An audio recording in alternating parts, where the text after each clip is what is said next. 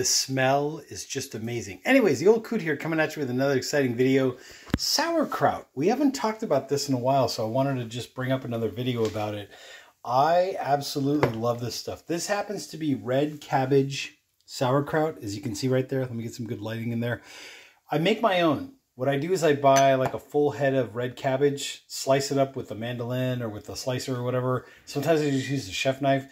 And then what I'll do is I'll put some garlic and sometimes some onion all mixed in the mix. Crush it up, put some salt, and then put it in a jar with some water, some salt water or whatever, and just let it go for about a week or usually within like about a week it's ready. If I let it go longer, the taste just gets more funkier. But if I take it out after a week and put it in the fridge, then the fermentation process stops and you get a more sour, pungent, more sharper notes. So if you let it sit out on the countertop for longer, the notes get more mellow and it gets more funkier, kind of like starts getting like cheesy after a while.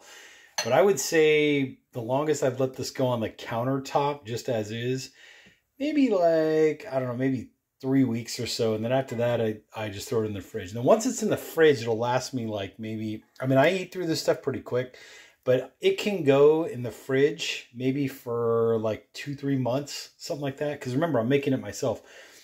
In my specific situation, I like to make it myself. I don't buy anything from the store. The only time that I will buy sauerkraut from the store is the Wilbrine.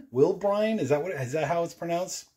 That's the only one I'll ever buy because that one seems to be the freshest. Also has the least amount or no. As far as I know, I don't think there's any nitrates or nitrites in it. But what are the benefits of sauerkraut?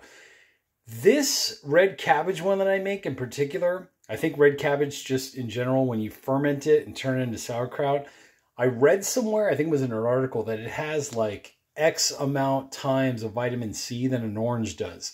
What that exact number is, I can't exactly remember off the top of my head, but I'm getting that extra vitamin C. That's why I don't have too much at a time. Like I usually have around 1 cup at a time because anything more than that extra vitamin C makes me go to the bathroom. This way, I'm okay. I still have solid poops and I'm good to go and whatever.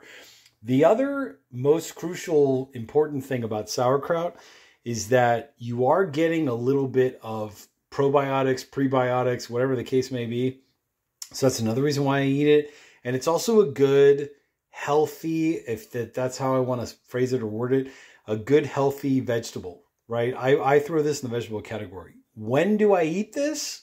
Basically, almost, if I can do it at almost every meal and it's available and I have it, I will. Breakfast, lunch, and dinner, or whatever the case may be. Sometimes I'll just have it as a snack. Like if I'm hungry between meals or whatever, I'll just have like maybe a cup of this and I'm good to go. Definitely gives me energy, gives me a little pep in my step, that kind of vibe. But the main reason why I take this is for the probiotic, prebiotic qualities of it. And it just helps with good gut health. It helps to strengthen the gut lining, right? So that less of the bad stuff goes through. The sauerkraut in the gut lining helps to basically the digestion process so that bad stuff can get processed before it actually goes into the system, right? Before it goes into your system. Also, it just helps with digestion. It's a great thing to make and have. You've seen me do videos on how to make it. As I mentioned earlier in this video, just really quickly, is slice up the cabbage, smash it up with some kind of utensil, pummel, whatever. Throw it in a bowl with some salt. Then put some water in there to kind of help everything marinate and mush. But that crushing process is what helps the most because that helps to break down the cellular walls so that the salt and the water can go into it to help with that fermentation process. See that? And then the end result looks like this. The water is going to be purpley, right? Because it is red cabbage. You could do it with regular cabbage, like regular old green cabbage. I've done this before with Brussels sprouts. I mean, you could pretty much ferment almost any vegetable, But I've done this with regular cabbage, Brussels sprouts. I've done this with red onions. Oh my God, that's amazing. Like on a bagel, fermented red onions is just the bomb. Anyways, if you do like what you're seeing, hit that like button, hit the subscribe button down there below. There's my little mason jar.